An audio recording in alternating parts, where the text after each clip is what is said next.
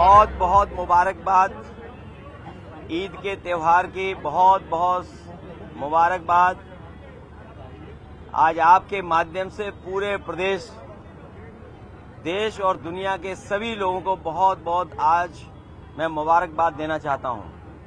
ईद का त्यौहार हम सब खुशी से मनाते हैं, एक दूसरे से गले मिल करके, सिवैयां खा करके, और उम्मीद करते हैं कि जिस तरीके से हम सब गले मिल करके एक दूसरे का सम्मान करते हैं, एक दूसरे से कैसे हमारे बीच मोहब्बत बढ़े, प्यार बढ़े, लगाव बढ़े, और यही हमारे देश की खूबसूरती है कि जहां पर अलग अलग धर्म के, अलग अलग रास्ते पे चलने वाले लोग सब हम एक साथ मिलकर के रहते हैं। दुनिया में भारत जैसा अच्छा देश, हिंदुस्तान जैसा खूबसूरत देश कहीं नहीं है जहां इतनी जाति धर्म के लोग मिलकर के रहते हैं, त्योहार मनाते हैं, एक दूसरे से खुशियां बांटते हैं। जहां हम एक दूसरे की खुशियों में शामिल होते हैं, वहीं एक दूसरे के दुख तकलीफ में भी शामिल होते हैं। हम एक दूसरे की परेशानियों में एक दूसरे की मदद करते हैं। यही समाज हमारा इसी तरीके से बना रहे, और जब हम सब मिलकर के रहेंगे तो हमारा देश और तरक्की और खुशहाली के रास्ते पर जाएगा। भाजपा के मंत्री आपके लगाए गए हैं, ये एक अनडिक्लेयर्ड इमरजेंसी है। मेरे पत्रकार साथियों, हालांकि आपको पता होगा, और इसमें से मैं देख रहा हूं कि बहुत सारे सीनियर लोग भी हैं और बहुत वर्षों से आ रहे हैं यहां पर, और यहीं पर कवर करने आते हैं, कवरेज करने आते हैं। आप इसी जगह पर मिलते हैं। कभी इतनी बैरिकेडिंग नहीं होती होगी। जब मैं आज आ रहा था तो जानबूझ करके पुलिस ने मुझे रोका। मैंने जानना चाहा कि भाई क्यों नहीं जाने दे रहे हो। पूरी बैरिकेडिंग लगा करके मुझे आधे घंटे जब बात की तब जाने दिया, बड़ी मुश्किल से, और एक गाड़ी जाने दी। और जब जानना चाहा मैंने कि आखिरकार क्यों ऐसा किया जा रहा है, तो किसी अधिकारी के पास जवाब नहीं था।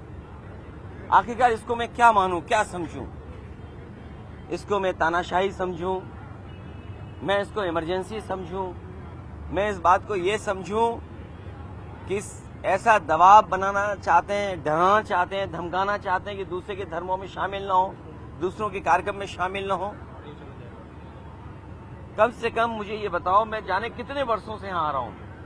मुझे याद है नेताजी मुझे पहली बार लेकर के आए थे, उस दिन से आज तक लगातार आ रहा हूँ, लेकिन ऐसी बैरिकेडिंग कभी नहीं देखी। और बैरिकेडिंग इसलिए की जा रही थी कि लोग त्योहार न मना पाएं, और जो अपनी धर्म की मान्यताएं हैं, धर्म की जो परंपराएं हैं, वो भी न मान पाएं। तो सबसे बड़ा खतरा लोकतंत्र को है, संविधान को है। ये सरकार बड़ी जिम्मेदारी के साथ मैं कह सकता हूं, यहां मुझे नहीं कहना चाहिए, लेकिन फिर भी मैं कह रहा हूं कि ये देश भारतीय जनता पार्टी संविधान से नहीं चला रही है। भाजपा के बिल लागू होने जा रहा है सर देश भर में। जब मुबारकबाद दे रहे थे तो लोगों ने उनको वापस जाओ के नारे लगाए हैं, विरोध किया। लेकिन मैं इसमें कुछ नहीं कह सकता हूं। मैं यही कह सकता हूं कि हमारा देश बहुत बड़ा देश है, और यहाँ पर सदियों से हम मिलकर के रहते आए हैं। हमारी मिली जुली संस्कृति यही है कि कब किसके एक दूसरे के खाने से हम मिल गए, एक दूसरे के कपड़े पहनावे से हम मिल गए। हमारी बोली भाषा, हमारा व्यवहार, बहुत सारी चीजें हमारी एक दूसरे से मिली हुई हैं, एक दूसरे से हमने सीखा है सदियों से। इसीलिए मिली जुली संस्कृति के साथ ये देश आगे बढ़े, तरक्की करे, यही सबकी कामना है, और हम सब यही चाहते हैं। लागू होने जा रहा है, काली पट्टी बांधकर उसका विरोध लगातार किया जा रहा है।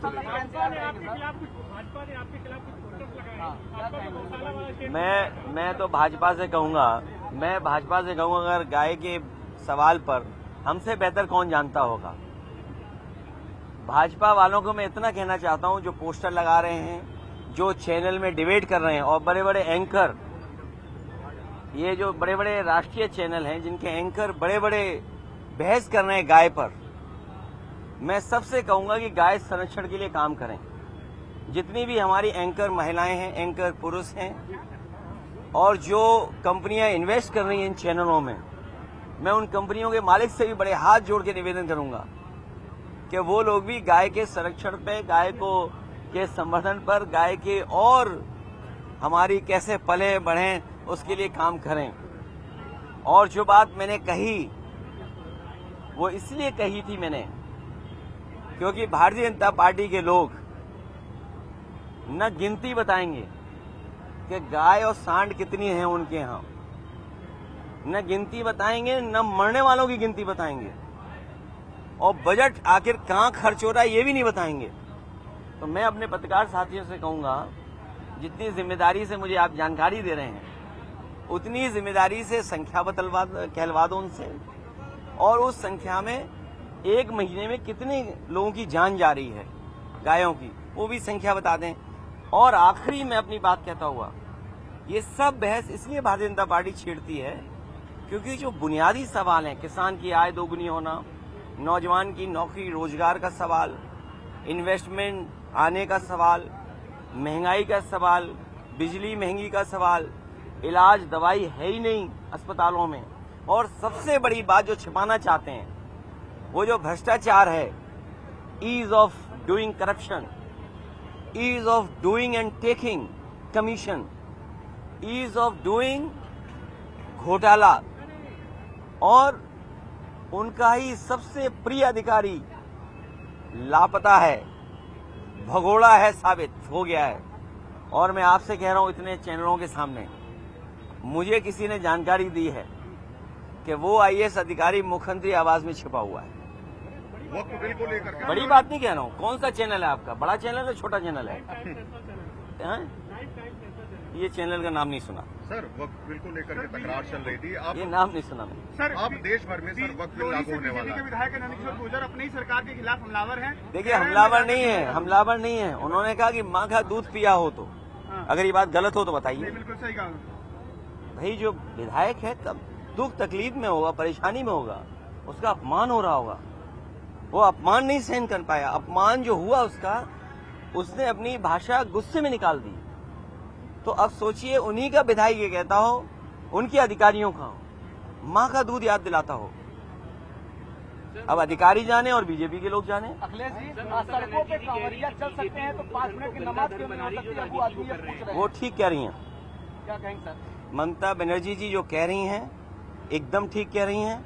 आज जो ममता बनर्जी जी फेस कर रही हैं बंगाल में, जिस तरह का भारतीय जनता पार्टी झूठा प्रचार कर रही है बंगाल में और बिहार में, इसी तरह का गंदा प्रचार, घटिया प्रचार भारतीय जनता पार्टी ने यूपी में भी किया था, और आप लोग सब जानते हो। लेकिन मैं जानता हूं कि आप भी कुछ नहीं बोलोगे। अबू आदमी क्या कहेंगे सर? वो कांवरिया का सड़क पे चल सकते हैं तो नमाज 5 मिनट क्यों नहीं हो सकती? उस बहस में मैं नहीं पढ़ना चाहता हूं, लेकिन जो सड़क है, मेरे साथ कौन चलना चाहता है? अभी सोमवार को कौन चलेगा मेरे साथ? बताइए सर, कहाँ चलना है? हाँ आज, हाँ ठीक है। चलने के लिए तैयार एक है देवी, उनके पास हम और आप सब लोग चलेंगे, ठीक है? वक्त बिल को लेकर आप हम जहाँ ले चलेंगे आपको, हम लोग ले चलेंगे। अगले एक हफ्ते में वक्त बिल लागू होने जा रहा है। वक्त बिल लागू होने जा रहा है। विरोध भी किया गया था तो मैं काली विरोध भी ये मैं आपको बताऊं, आप कहाँ के हो? अरे नहीं, न्यूज नहीं, यूपी के हो ना। अगर ये प्लॉट लेना चाहेंगे उत्तराखंड में तो इन्हें 250 मीटर का भी प्लॉट नहीं ले सकते। सोचिए, आप ही के प्रदेश से निकला हुआ बना हुआ प्रदेश, और अगर आप जाना चाहें तो आप वहां 250 मीटर का भी प्लॉट नहीं ले सकते। बताइए, आप आपका पड़ोसी प्रदेश, सोचिए ना क्यों। और हमने मुख्यमंत्री बनाया हुआ है उन्हें, तो मैं चाहता हूं ये मुख्यमंत्री जी भी उत्तराखंड चले जाएंगे।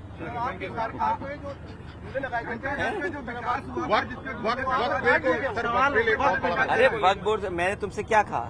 बीजेपी ने पहले एंग्लो इंडियन का वो लिया वापस आरक्षण, जो एंग्लो इंडियन का रिजर्वेशन था वो छीन लिया। जीएसटी से कहा कि हमारे जो व्यापारी हैं उनको सुविधा मिलेगी, उनको मदद मिलेगी। जीएसटी ने महंगाई बढ़ा दी, व्यापार बर्बाद कर दिया, व्यापारी परेशान कर दिए। नोटबंदी ने ये कहा कि भ्रष्टाचार खत्म हो जाएगा। आप बताइए, कितने का कमीशन का मामला चला यहाँ पर? ये बंटवारे का झगड़ा है, कमीशन का झगड़ा नहीं था। जब बंटवारा का ठीक होता तो कोई किसी के खिलाफ एफआईआर नहीं होती। ये बंटवारे की वजह से हुआ है। तो आज तक बीजेपी ने जो फैसले लिए हैं उससे पॉलिटिकल लाभ लेने के लिए लिए उन्होंने। जो मोटी बात ये है, जो फैसले, जो कानून, जो संविधान में परिवर्तन भारतीय जनता पार्टी करती है उससे पॉलिटिकल लाभ लेना चाहती है। उससे भारत का विकास, हिंदुस्तान का विकास नहीं होता। और अगर भारत का, हिंदुस्तान का विकास हो रहा होता, चाहे नोटबंदी के फैसले से, चाहे जीएसटी लागू करने के फैसले से, तो आज हमारे 80 करोड़ लोगों को राशन नहीं देना पड़ता। 80 करोड़ लोगों की आय सरकार नहीं बता पा रही।